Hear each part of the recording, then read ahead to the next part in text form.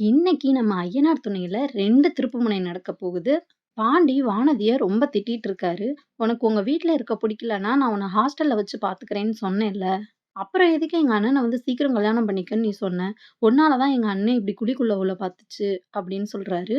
"பாண்டி நான் என்ன நிலைமையில இருக்கேன்னு உனக்கு தெரியாது பாண்டி" அப்படின்னு வானதி சொல்லவும், "என்ன என்ன நிலைமையில இருக்க? உங்க வீட்ல உன்ன திட்டுறாங்க, அடிக்கிறாங்க அவ்வளோதானே? அப்படி உன்ன திட்டுறாங்க, அடிக்கிறாங்கன்னா, நீ இனிமே என் கூட பேசாத, என்ன பார்க்க வராத. புரியுதா? உனக்கு அவ்ளோ சீக்கிரமா கல்யாணம் பண்ணிக்கணும்னா, வேற எவனையாவது போய் கல்யாணம் பண்ணிக்கோ. என்ட்ட இனிமே பேசாத" அப்படின்னு வானதிய தள்ளி விட்டுட்டு பாண்டி வீட்டுக்கு போயிர்றாரு. இத பார்த்துட்டு இருந்த வானதியோட அண்ணனும், அம்மாவும், "ஏண்டி இப்படி வீட்டுக்கு முன்னாடியே வச்சு உன்ன இவ்ளோ கேவலமா திட்டிட்டு இருக்கான். இப்ப ஏன் இவன் இவ்ளோ திட்டு திட்டுறானே, இவனா உன்ன கல்யாணத்துக்கு அப்புறம் கண் கலங்காம பார்த்துக்குவான்னு நம்புற? உனக்கெல்லாம் தேவதான், உனக்கெல்லாம் பட்டா தான் புத்தி வரும்" அப்படின்னு அவங்க அம்மா சொல்றாங்க. வானதி ரூம்குள்ள போய் கதவ சாத்திட்டு ரொம்ப அழுறாங்க. கொஞ்ச நேரம் கழிச்சு பாண்டிக்கு கால் பண்றாங்க. 2 டைம் பாண்டி கட் பண்றாரு. 3வது டைம் எடுத்து, "நான் தான் கட் பண்ணி விடுறேன்ல. எதுக்கு திரும்ப திரும்ப ஃபோன் பண்ணி என்ன டார்ச்சர் பண்ற?" அப்படின்னு கேட்குறாரு.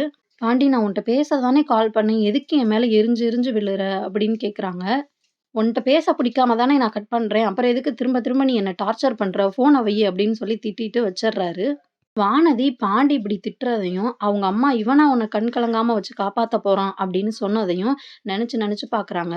வானதியோட ரியாக்ஷன பார்த்தா, இனிமே அவங்களா பாண்டிகிட்ட போமாட்டாங்கன்னு தோணுது. "நீயா வந்து பேசு, நீயா வந்து என்ன கல்யாணம் பண்ணிக்கிறியான்னு கேளு. அதுவரைக்கும் நான் அவன்கிட்ட பேச மாட்டேன், பழக மாட்டேன்" அப்படின்னு ஒரு முடிவு எடுப்பாங்கன்னு தோணுது. என்ன நடக்குதுன்னு பொறுத்திருந்து பார்க்கலாம்.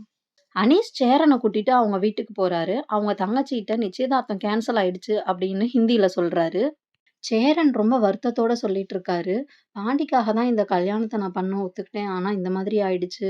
நிச்சயதார்த்தம் நின்னதுல எனக்கு எந்த வருத்தமும் இல்ல. ஆனா வீட்ல இருக்கவங்க எல்லாரும் என்ன ரொம்ப நம்புனாங்க. அவங்க எல்லாரும் ரொம்ப கஷ்டப்படுறாங்க. அத நெனச்சா தான் கவலையா இருக்கு" அப்படின்னு சொல்றாரு.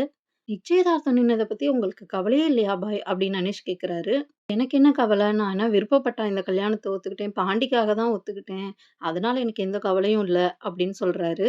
"சரி கவலைப்படாதீங்க பையா. உங்க வீட்ல இருக்கவங்க சொல்ற மாதிரி நல்ல இடத்துல நல்ல பொண்ணா தேடி கண்டுபிடிச்சு சீக்கிரமா கல்யாணம் பண்ணிக்கலாம்" அப்படின்னு அவரு சொல்றாரு. அதுக்கு சேரன், "இனிமே எனக்கெல்லாம் எங்க கல்யாணம் நடக்க போகுது? நீயே பாத்தில்ல. இவ்ளோ நடந்ததுக்கு அப்புறமும் எப்படி எனக்கு கல்யாணம் நடக்கும்னு நான் நம்புறது? பரவால்ல ஊர்ல எவ்வளவோ பேர் கல்யாணம் ஆகாம சந்தோஷமா இல்லையா? அந்த மாதிரி நான் இருந்துக்கிறேன்" அப்படின்னு சேரன் சொல்றாரு. இப்பதாங்க விஷயம் சூடு பிடிக்க போகுது. அனீஷ் கேட்கிறாரு, "பையா நான் இத கேட்கலாமான்னு தெரியல. நீங்க என் தங்கச்சிய கல்யாணம் பண்ணிக்கிட்டா எனக்கு ரொம்ப சந்தோஷமா இருக்கும்.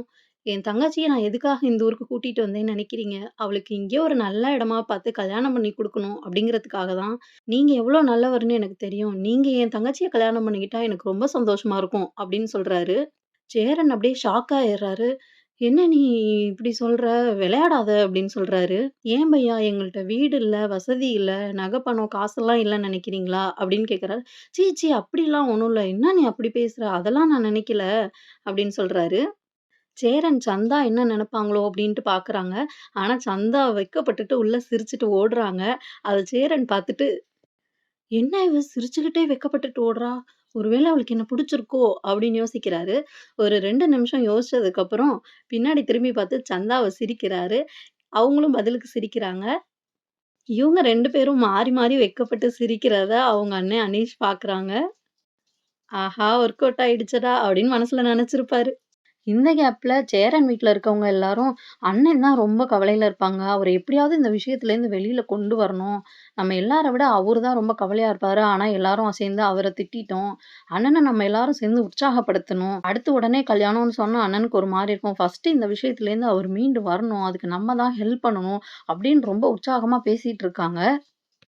சேரன் அப்பதான் சைக்கிள வந்து நிறுத்துறாரு. "இதோ அண்ணே வந்துருச்சு" அப்படின்னு எல்லாரும் பார்க்கிறப்போ, சேரன் சிரிச்சுக்கிட்டே வெட்கப்பட்டுட்டே உள்ள வராரு.